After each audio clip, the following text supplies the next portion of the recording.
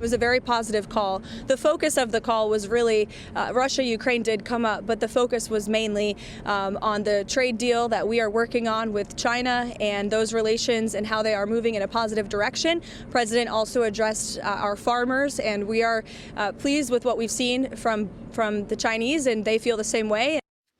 So President Trump speaking with Chinese leader Xi Jinping over the phone and writing now on Truth Social that America's relationship with Beijing is, quote, extremely strong, and he plans to visit China in April. But could this call be more about Taiwan? Remember, Japan's new prime minister recently said a Chinese attack on the island could trigger a military response. And Xi told Trump that Taiwan's return to China is central to the post-war world order. And then Trump called Japan's leader soon after.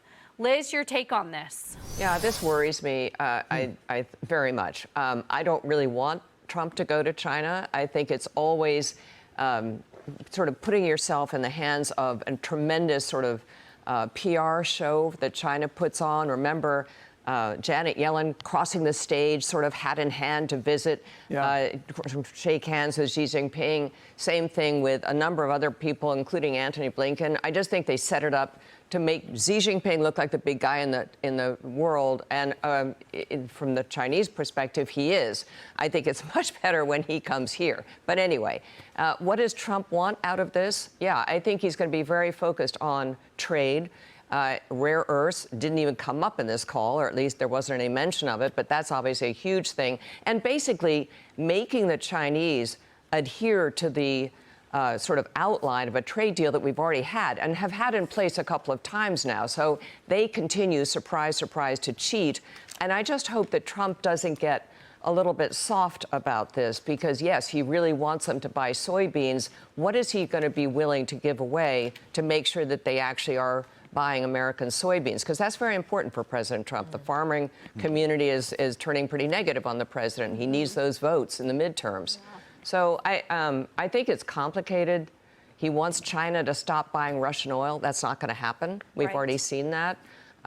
So I don't know. I just think that the Taiwan issue is very fraught. The foreign intelligence community is already very concerned that Trump is going to somehow soften our already ambiguous position and make it even more ambiguous, i.e., we don't really care. And that would be, I think, catastrophic for the region. And by the way, we suddenly have a very strong ally in Japan. Well, so can I ask you about that? Yeah. Or I think that's interesting. Okay, so I hear your concerns about Trump going to China. Yeah. And I know you know what China's going to do. Yes, you know exactly. what they're going to put on the table. You know what they want. That's obvious. And you know you can't trust them. So all that being said, it is interesting to me how much Japan has seemed to turn on a dime with their new prime minister when it comes to Taiwan. I mean, they are not speaking kindly. They are not standing on the sidelines. They're basically saying, this is a national security issue for us in our backyard. We do not want to see this happen, and we're not messing around. So I kind of wonder, and you know, President Trump, I think, gets along very well with this new prime minister in Japan. So, yeah. So is President Trump going to China, focusing on trade? Maybe we're all wondering about his view on Taiwan, but he knows he's got a new ally on Taiwan that we've never had before. Americans, these who are speaking here, seem not to like the idea of Donald Trump going to China. But for me, I think Donald Trump has dealt with so many difficult situations and difficult leaders, Vladimir Putin, Kim Jong-un, and other leaders that are very hard to deal with. I don't think they have even met with Xi Jinping like twice. So I don't think there is any difficulty there. But if you see any difficult situation for him, tell us in the comments. But I think he might go and might make some deal there for the Americans, which is going to help Americans, and it's going to be a win-win for Americans and the Chinese too. Yeah, and he invites China's president to USA too.